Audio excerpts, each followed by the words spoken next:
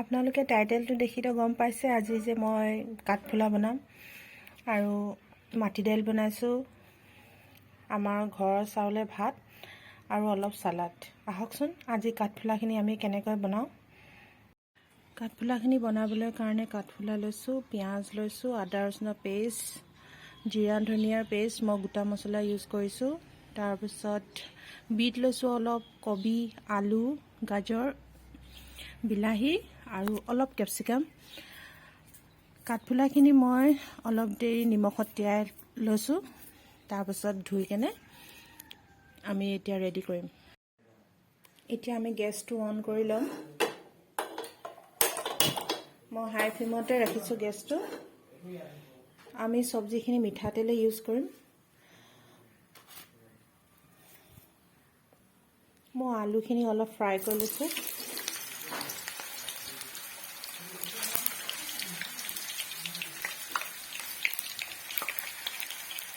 গাজৰখিনিও অলপ ফ্ৰাই কৰি লৈছোঁ, আলু গাজৰ।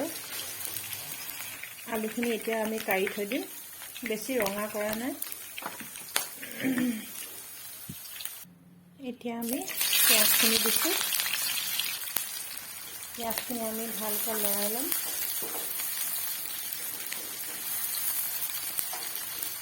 অলপ ৰঙা হৈ ল'ব দিম পিঁয়াজখিনি।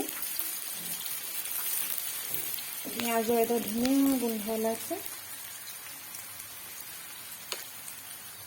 মই এইফালে অলপ পানী গৰম কৰি ৰাখিছোঁ।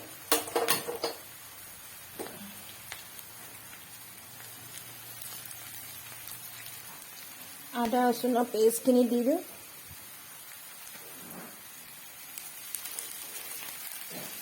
জিৰা ধনিয়াখিনিও পিচি থোৱা গোটা এইখিনি দি দিছোঁ।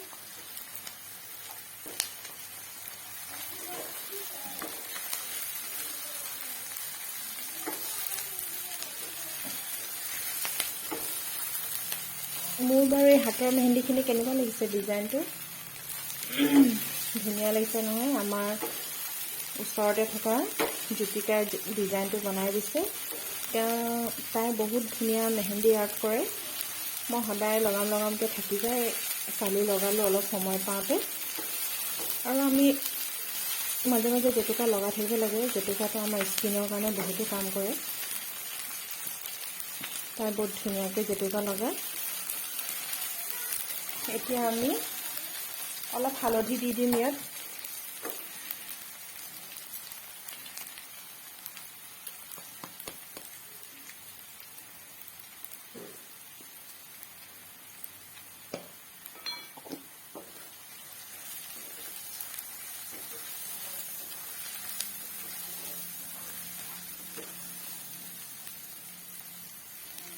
এতিয়া মই লাহে কৰি কাঠফুলাখিনি দি দিম। কাঠফুলাখিনি দি দিছোঁ।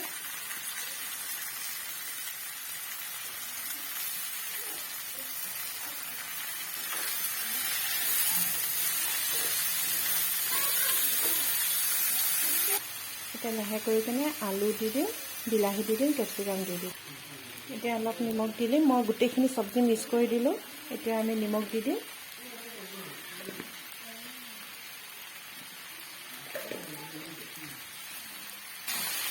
এতিয়া এইখিনি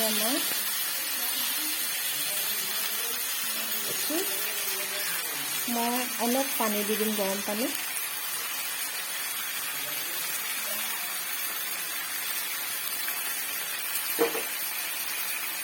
স্টিমটো অলপ কমাই দিছোঁ।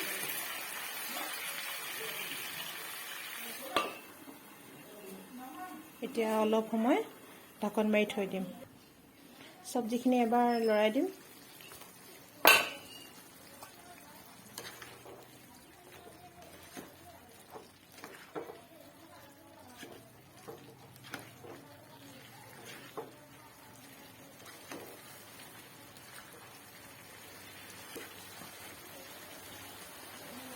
পানীখিনি শুকাই যাব, অলপ ডাঠ হ'ব চব্জিখিনি। আমাৰ চব্জিখিনি প্ৰায় হৈ গ'ল। এতিয়া মই গেছটো অফ কৰি দিম।